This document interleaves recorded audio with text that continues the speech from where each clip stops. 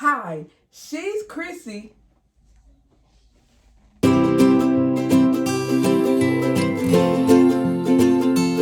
Hi everyone, I'm Sissy, and as you can see, Chrissy is not here at the moment, but we do ask that you pray for her, okay?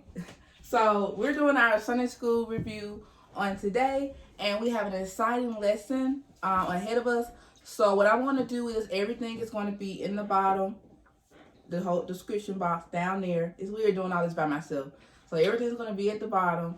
And we're just going to go through Sunday school for today. And I'm just going to bring out some points from the teen lesson. All right. Today's lesson is entitled, Do Good.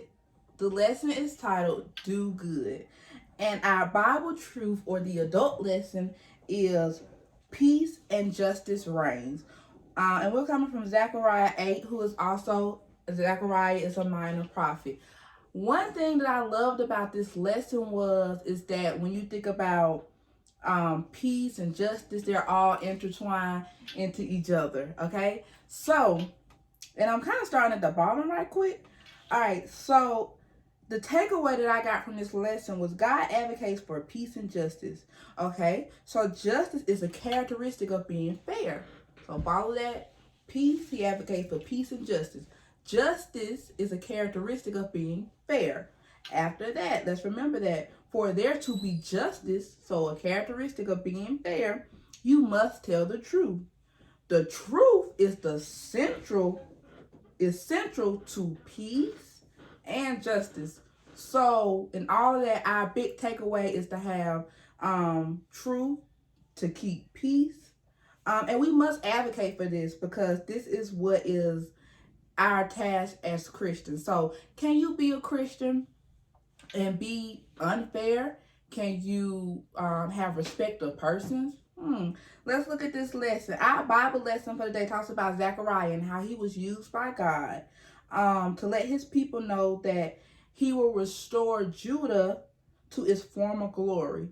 So think about, if you break something, a phone to be an example, you break a phone and then your phone is cracked and then you send it to the repair shop. I repair, we repair, whatever is going to be repaired. And so you send it to the shop and then it comes back just brand new. Or an adult make a scratch on the car and then it gets fixed and it comes back brand new. Or think about, it's the springtime and pollen is getting all over the cars and it goes to the car wash and it looks brand new. So think about that. God will restore us, as we talked about last week, and he will restore us and give us victory.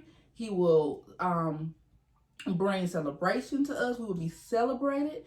But now this week we're saying that God will restore us, and basically he's going to make us new. He's going to restore us back to our former glory. He will bring prosperity. So everything that the children of Israel and through the line of Judah that they had, and they were exiled into Babylon, and then now they're coming back. So everything that they lost now is going to be brand new. And so just to think about that, and God, and how he just encourages, Zechariah came to encourage them to, okay, God is going to restore you, but then, key point, you cannot pick up the same behavior in which your ancestors did. And if you think about this, and you've been following the entire series lesson from when we talked about all the way from Abraham all the way up to now, what always happened? I'm thinking about Abraham, and Abraham was instructed for him to go.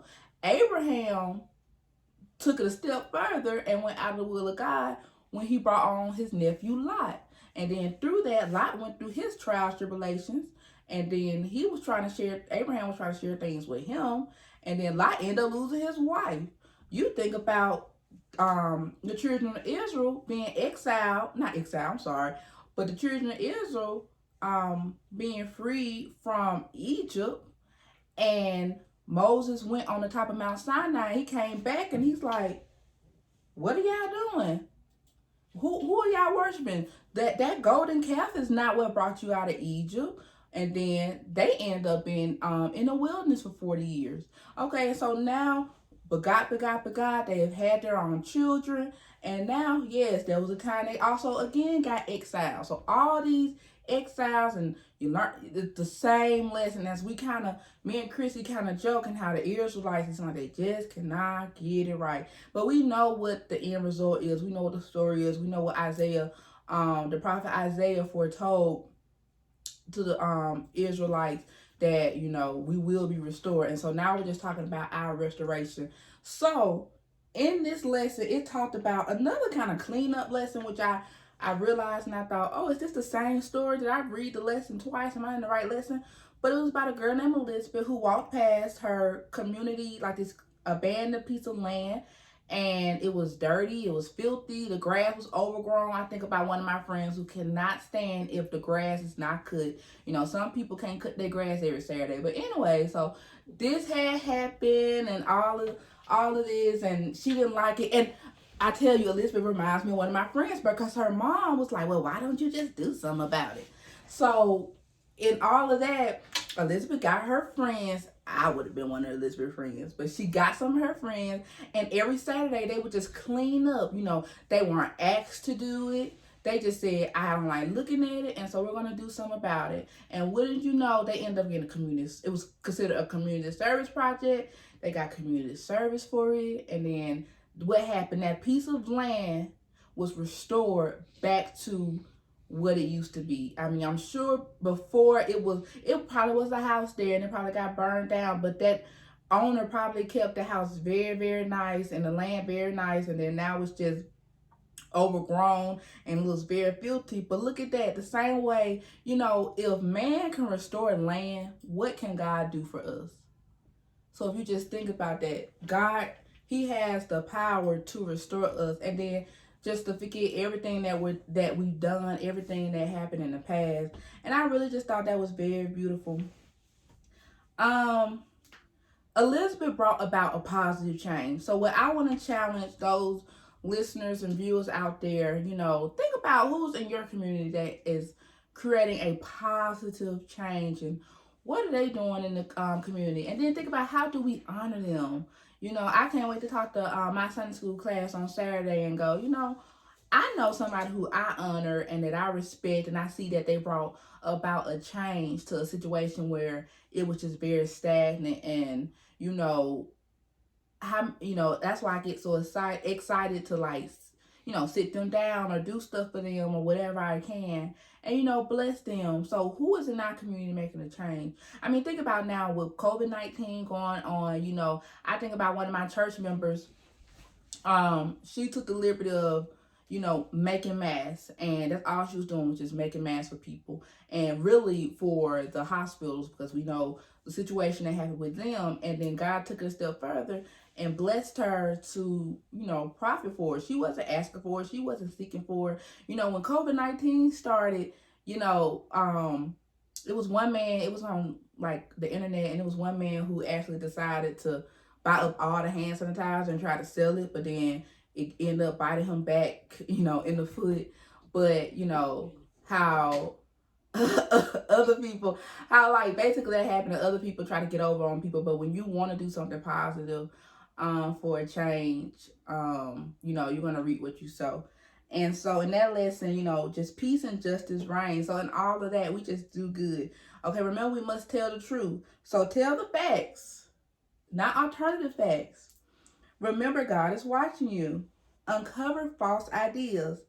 And the truth can be uncomfortable, and I have found that sometimes the truth, what the saying is, the truth shall set you free, but really is the truth will make you free. And hiding the truth is lying. So are we telling the whole truth? Without truth, there could be no peace. And without fairness, without justice, there is no fairness. So, we must be fair. We must have peace. Peace must reign. Justice must reign. Yeah, I do not want to do another video by myself, because this was very, very hard. But with God, only God can do this. So, yeah, thank y'all for watching. Remember, all the info, the scriptures and everything is in the bottom. Y'all, my arm is hurting, but I will tell y'all why it's kind of hurting. But everything will be down in the box. And sis, you can find all our social media platforms where? That's right, at the bottom of the screen. At the bottom of the screen. See, I can't even do it right when she's not here. All right, well, I love y'all and happy studying.